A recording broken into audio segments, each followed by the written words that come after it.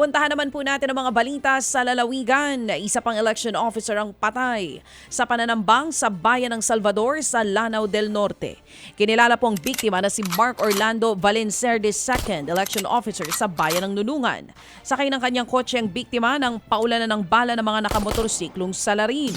Mabilis ding tumakas ang mga suspect. Nangyari ito ilang araw lang matapos ang pagpatay sa Assistant Election Officer ng Isulan Sultan Kudarat na si John Nico Alan Pandoy. Pinaputukan din ng mga nakamotorsiklong gunman si Pandoy na agad nitong ikinasawi. Samantala po lumalabas daw sa inisyal ng mga investigasyon ng mga pulis na posibleng may kinalaman sa trabaho ng mga election officers ang magkasunod pong nangyaring pananambang. Ito'y ayon sa mga nakalap nilang impormasyon mula sa mga lokal na opisyal at sa militar na tumutulong din sa naturang investigasyon. Napagalaman din pong nakakatanggap raw ng mga banta sa buhay si Pandoy bago ang pamamaril. Mariing kinindinaho naman ng COMELEC ang magkasunod pong pamamaslang sa kanilang mga kagawad. Nanawagan din po ang ahensya na baguhin ang batas para bigyan sila ng jurisdiksyon sa mga naghain pa lamang ng kandidatura. Sa ganituhong paraan daw ang mas maiiwasan ang election-related violence at premature campaigning.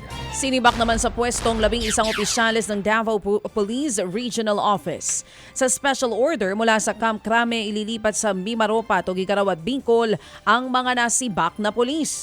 Ilan sa kanila ay naging station commanders ng Davao City Police Office. Wala namang ibinigay na rason sa nangyaring reassignment. Ito na ang ikatlong balasahan sa mga pulis sa Davao ngayong taon. Patay po naman ang tatlong magkakainuman matapos po silang paghahampasin ng bakal sa ulo sa Calamba, Laguna.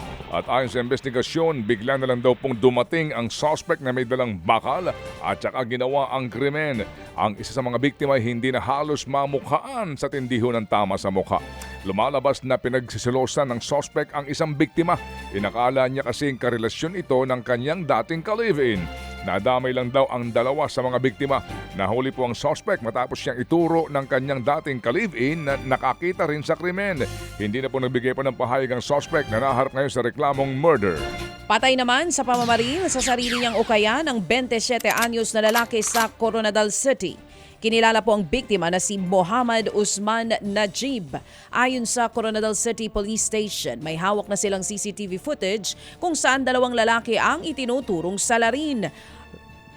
Awayan ng mga angkan ang nakikitang motibo sa krimen. Patuloy naman ang backtracking sa mga kuha ng CCTV para matukoy kung sino ang namaril.